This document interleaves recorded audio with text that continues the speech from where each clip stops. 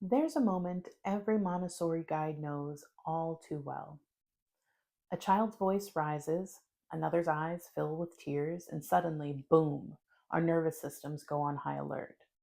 Do I intervene? Do I redirect? Do I control this moment? Or do I connect? Because here's the truth we don't like to say out loud. Most of what schools call classroom management is really control management. Traditional discipline was built on a fantasy that if adults are firm enough, loud enough, consistent enough, children will behave. But behavior is communication. And if we only manage the surface, we miss the message underneath. Control feels safe for adults. It's predictable, measurable, and it keeps the classroom quiet. But quiet isn't the same as peaceful, and obedience isn't the same as growth. Every time we demand compliance without understanding, we teach children that their worth depends on our approval, not their own integrity. That's not discipline, that's conditioning. Maria Montessori was out here over a century ago, basically saying, hey, maybe kids aren't tiny soldiers who need to be tamed. Maybe they're full humans learning how to be in the world. She saw discipline not as punishment, but as freedom within limits, internalized self control born from trust, respect, and belonging. Her approach flips the script. Instead of, I make you behave, it's, you discover how to be. That's the shift from control to connection. And it changes everything for the child and for the adult. When we lead with control, we lose the most important currency in any classroom: trust. Children stop taking risks. They hide mistakes instead of learning from them.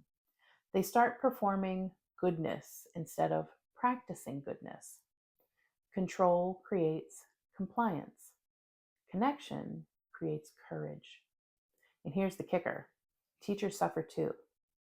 Constantly policing behavior keeps adults in survival mode, scanning for what might go wrong instead of noticing what's going right.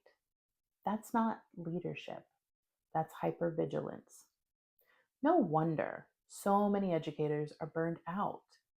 We've been taught to manage humans instead of really relating to them. So, what does connection actually look like? It's the pause before reacting. It's saying, I can see you're frustrated. Let's figure this out together, instead of, stop that right now. It's modeling emotional regulation instead of demanding it. Connection is greeting each child by name. It's listening with curiosity. It's remembering that a child's behavior isn't personal, it's a clue. And sometimes, connection is just breathing, regulating yourself so that you can be calm in the storm, not the storm itself.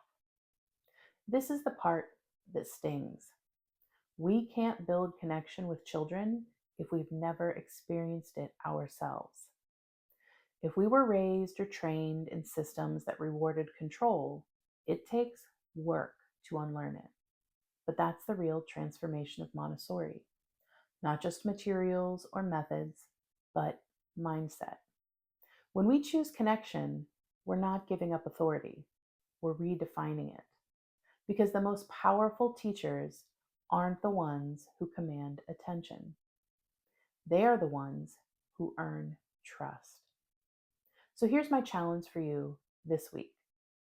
Notice one moment when you want to control and instead choose connection. Pause before the don't. Ask yourself, what is this child trying to tell me? You'll be amazed how the energy shifts in them and in you. Because connection doesn't make a classroom less structured, it makes it more human. And humanity is where real learning lives. This is Montessori Unlocked, where we take the locks off old systems and open doors to new ways of being with children and with ourselves. If this resonated, share it with a colleague who's ready to trade control for connection. And remember, peace doesn't start when everyone's calm. Peace starts when someone chooses understanding over power. See you next time.